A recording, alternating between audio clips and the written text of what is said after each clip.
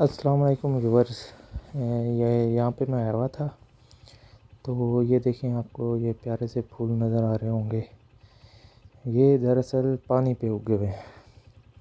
तो ये एक छोटा सा नाला है, गंदे पानी का नाला कह रहे हैं, मतलब सेम नाला इसे हम अपनी ज़बान में कहते हैं।